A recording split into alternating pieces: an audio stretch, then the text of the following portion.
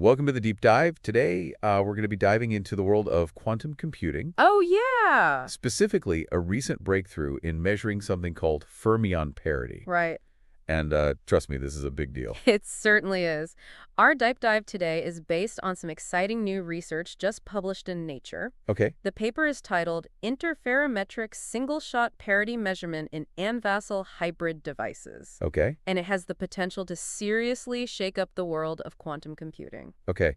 I'm intrigued. So to kick things off, what exactly is fermion parity? Right. And why is it so crucial for building these next-gen quantum computers? Well, you can think of fermion parity as a simple way of describing a group of electrons. Okay. It just tells us if the number of electrons in that group is even or odd. Yeah. Sounds pretty basic, right? Yeah. But it turns out this property is incredibly important in a really promising area of quantum computing called topological quantum computing. Topological quantum computing? Yeah. That sounds intense. It Is this where things start to get a little Star Trek-y? It kind of is. The ultimate goal is to build quantum computers that are far more stable and less prone to errors than the ones we have today. Right. And fermion parity plays a crucial role in making that happen. Okay. Think of it this way. Right now, manipulating qubits in a quantum computer is like trying to balance a house of cards on a windy day. Okay. But if we can harness these topological states, Yeah. it would be like building that same house out of Legos, Uh-huh. much more robust and stable. So if we can crack the code of fermion parity, Right. we're talking about a whole new level of computing power. Exactly. Imagine a quantum computer that's not constantly tripping over its own feet. Right. A computer that can tackle incredibly complex problems that are completely impossible for even the most powerful computers we have today. Yeah. We're talking about things like designing completely new materials, Uh-huh. revolutionizing medicine through personalized treatments, Right. or even cracking the mysteries of the universe through advanced simulations. Wow. The possibilities are pretty mind-blowing. Okay, now I'm really starting to understand why this is such a big deal. Yeah, So how does this new device actually work? right. How does it measure fermion parity? That's where the ingenuity of this research already comes in. Okay. They've combined two key ingredients, a specially designed nanowire Okay. and a tool called a triple quantum dot interferometer. Okay. These aren't your everyday electronics. We're talking about engineering at the nanoscale, working with structures just a few billionths of a meter in size. Whoa. We're definitely not talking about the nanowires you find in your headphones here. Right. These nanowires are specifically designed to host these fascinating particles called Majorana Zero Mode, or MZMs for short. NZMs? Yeah, they're like tiny quantum enigmas that could hold the key to unlocking the power of topological quantum computing. Okay, and what about that interferometer? Yeah. What role does it play in all of this? Think of it as an incredibly sensitive measuring device. It's able to detect the fermion parity of those MZMs by measuring something called quantum capacitance. Quantum capacitance. Yeah, okay. Essentially, how much electrical charge one of the quantum dots in the interferometer can store. Right. The really clever part is that this capacitance changes depending on the fermion parity of the MZMs, allowing researchers to figure out if the number of electrons is even or odd just by measuring this electrical property. So it's like a super sensitive quantum scale that can weigh the parity of these MZMs. That's a great analogy. That's amazing. What kind of results did they see with this new approach? The results are seriously impressive. They were able to measure fermion parity with an accuracy of 99%. Wow. And get this, in just a single measurement. Hold on, 99% accuracy in a single measurement? Yeah. That seems ridiculously good, especially when you consider how finicky and fragile quantum systems can be. It is. How is that even possible? It really is remarkable. To put it in perspective, imagine trying to count electrons that are constantly zipping around at mind-boggling speeds. Yep. It's like trying to herd cats on a roller coaster. Right. And they're doing it with incredible precision. Wow. On top of that, the measurement is incredibly fast. It takes just 3.6 microseconds to get a clear signal. Wow. That's quicker than you can blink. Wow, I'm starting to get why this is considered such a breakthrough. Yeah. So they can tell if the number of electrons is even or odd faster than I can blink an eye. Right. But wait, how long do these delicate quantum states even last before they fall apart? That's another amazing finding. They observed the fermion parity remaining stable for over a millisecond. A millisecond. Now, a millisecond might not seem like a long time, Right. but in the quantum world where things typically decohere and lose their quantum properties incredibly quickly, Yeah. it's an eternity. So we've got accuracy, speed, and stability. We do. It sounds like this new device really is something special. It is. But I have to ask, the paper mentions something about topological and trivial states in these nanowires. Right. Can you explain what that means and why it matters? That's a great question, and it leads us into one of the ongoing mysteries in this field. Okay. You see, while the researchers believe they are observing evidence of these special topological MZMs, Right. they also acknowledge that it's possible the signal could come from something called trivial states. Trivial states. Yeah, that have been carefully tuned to mimic the behavior of MZMs. Okay. Distinguishing between the two is incredibly difficult, and it's a topic that's generating a lot of debate and discussion in the research community.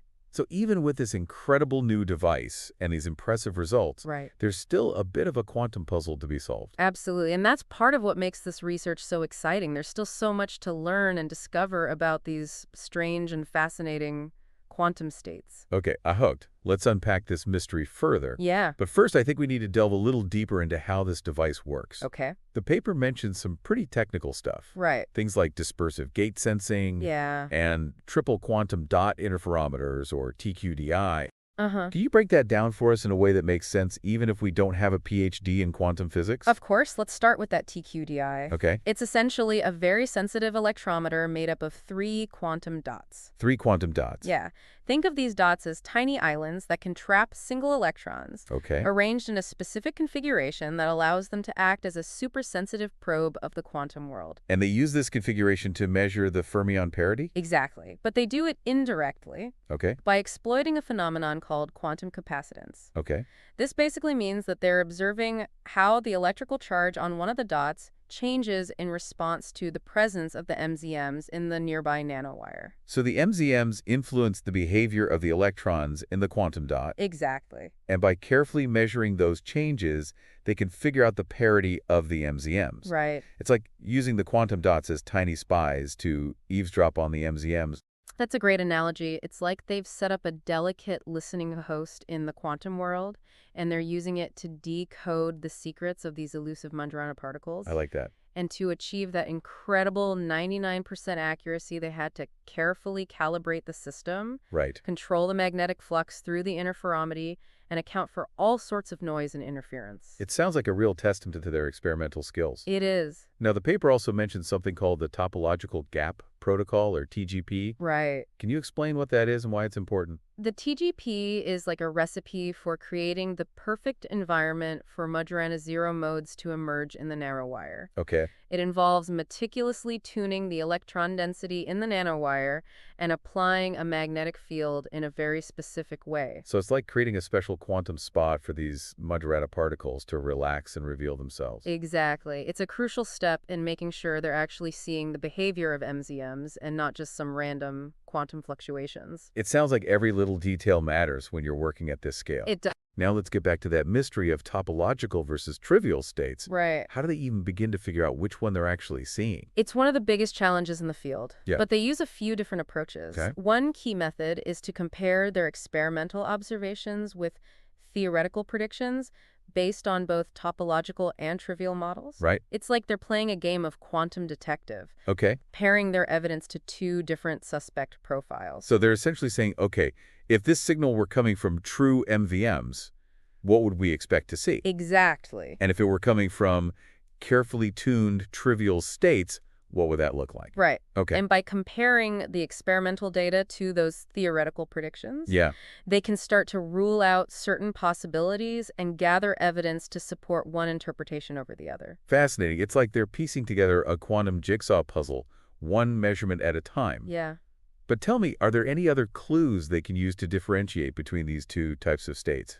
One of the most intriguing clues they look at is how the signal changes when they try to disrupt the system in a very specific way. Okay. They call it poisoning the system, which sounds a bit dramatic, Could you? but it's really just a way of intentionally introducing disruptions to see how the system reacts. Wait, are we talking about actual poison here? Not in the traditional sense. In this context, poisoning means injecting quasi-particles into the superconductor, Okay. which can disrupt those delicate quantum states they're trying to measure. Ah, so it's more like throwing throwing a wrench into the quantum machinery to see how it breaks down. That's a great way to put it. Okay. And by carefully observing how the signal changes in response to this deliberate disruption, Yeah. they can gain valuable insights into the true nature of those underlying states. Uh-huh. It's like saying to truly appreciate a perfectly tuned engine, you need to hear what a misfiring cylinder sounds like.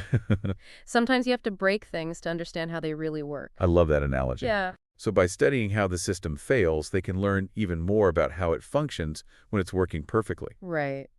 That's pretty clever. Okay, I think we've covered a lot of ground here. We We have. explored fermion parity, those mysterious magenta zero modes, Yeah. the intricacies of quantum capacitance, Right. and the challenge of distinguishing between topological and trivial states. Uh-huh. But I think our listener might be wondering, okay, this all sounds very cool and complex, but why should I care? What does this research actually mean for me? I think it's time to connect these findings to the bigger picture, don't you? Absolutely. You're right. All of this might seem a bit abstract. Right. But it has the potential to impact all of our lives in profound ways. Let's dive into that. But before we do, I want to take a moment to acknowledge the incredible team behind this research. Yeah. The paper lists a huge number of authors, which really speaks to the massive collaborative effort involved in pushing the boundaries of quantum science. It truly is a testament to the collaborative nature of science. It is. It takes a global network of brilliant minds to make these kinds of breakthroughs. Yeah. And this research is a perfect example of what we can achieve when we work together to tackle these grand challenges. It's really cool. It's inspiring to say the least. I agree.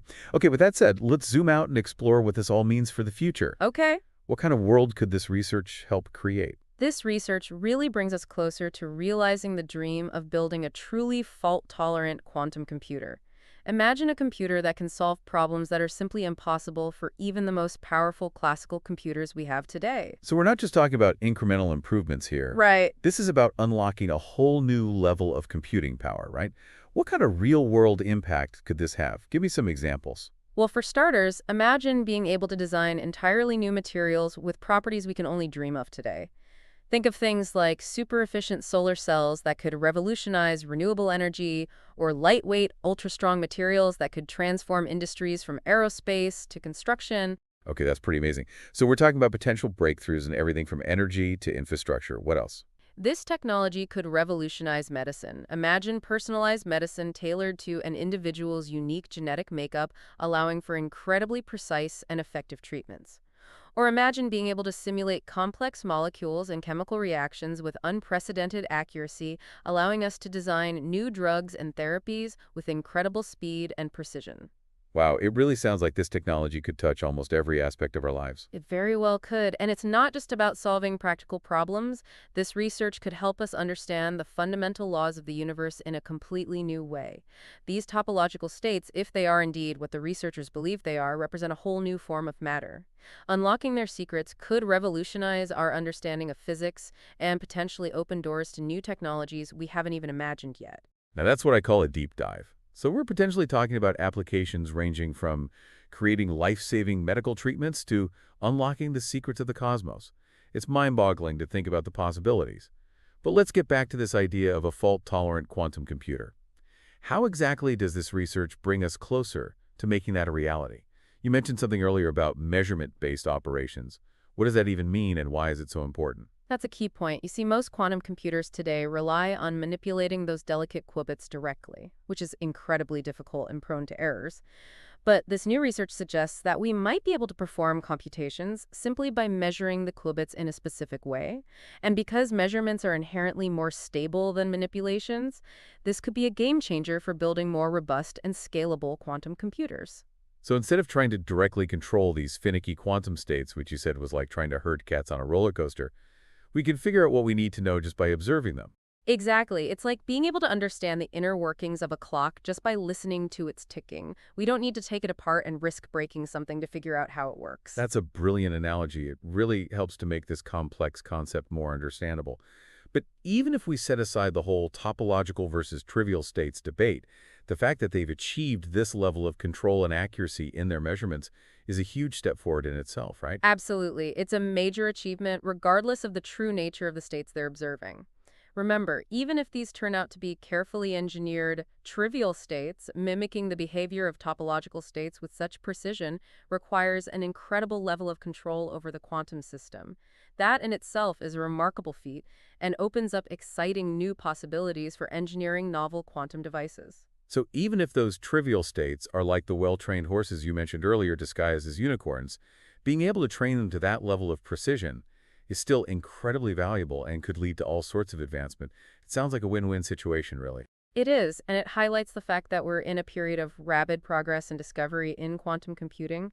Every new finding pushes the boundaries of what we thought was possible and opens up new avenues of exploration. We're truly on the cusp of technological revolution. It's incredibly exciting to think about what the future holds. Now, I know we've spent a lot of time talking about the potential of this research, but before we wrap things up, I think it's important to acknowledge that there are still challenges and uncertainties ahead.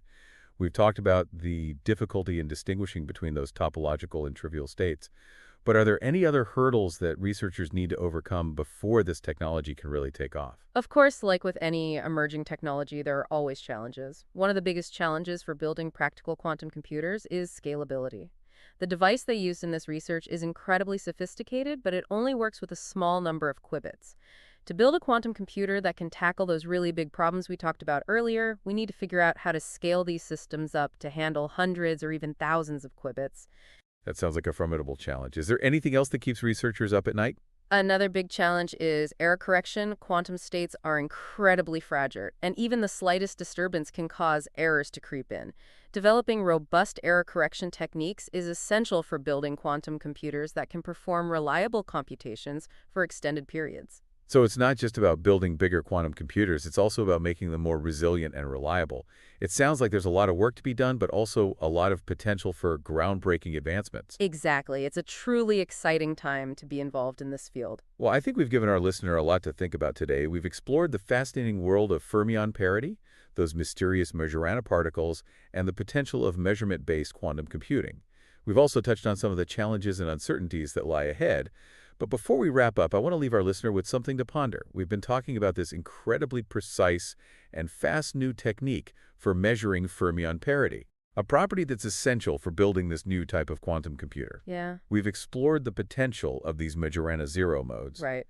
And even if they turn out to be those well-trained horse trivial states, Yeah, the level of control researchers have achieved is remarkable. it is. But I think the question that's probably on everyone's mind is, where do we go from here? That's the big question, isn't it? What's so fascinating here is that this research opens up a whole new way of thinking about quantum computing. Okay. It suggests that instead of trying to directly control these incredibly delicate and elusive quantum states, Right. we might be able to achieve our goals simply by observing them. So instead of wrestling with those quantum cats on a roller coaster, Right. we can just sit back and watch them do their thing. Exactly. It's a much more elegant and potentially more stable approach. Right. And remember, even if these turn out to be trivial states rather than true Majorana particles, Yeah. the fact that we can engineer them with such precision is incredibly exciting. It's like we've learned to create these incredibly realistic unicorn decoys that might be just as useful as the real thing. Precisely. And that opens up a world of possibilities. If we can control these states with such precision, who knows what other amazing things we might be able to do with them. Okay, now you're really making me think. So what's next for this research? What are the big questions that still need to be answered? Well, one of the most pressing questions is whether these states are truly topological or just incredibly well-disguised trivial states. Okay. That distinction is crucial for understanding the long-term potential of this technology. If they are indeed topological, it opens the door to building those incredibly robust and fault-tolerant quantum computers we've been dreaming of. So we're still on the hunt for that elusive quantum unicorn. But even if we don't find it, we've gained a whole new set of tools and insights that could revolutionize quantum computing. It's like we set out on an expedition to discover a new continent, and even though we haven't quite reached our destination, we've charted new waters, encountered fascinating new species, and come back with a treasure trove of valuable knowledge. That's a great way to put it. And remember, this is just the beginning. Right. We're still in the early days of quantum computing, and there's so much more to discover. It's incredibly exciting to think about what the future holds. I think we've given our listener plenty to ponder today. We've explored the intricacies of fermion parity, those mysterious Majorana particles, and the potential of this groundbreaking new measurement technique. We've also touched on some of the challenges and uncertainties that lie ahead, but I think the biggest takeaway is that we're witnessing a true revolution in computing, and the possibilities are truly limitless. I couldn't agree more. It's a privilege to be a part of this incredible journey of discovery. Absolutely. And to our listener, thank you for joining us on this deep dive into the world of quantum computing. We hope you found it as fascinating as we did. We encourage you to explore the source material, dive deeper into this amazing field, and who knows, maybe you'll be the one to make the next big breakthrough. Until next time, keep exploring, keep learning, and keep asking those big questions.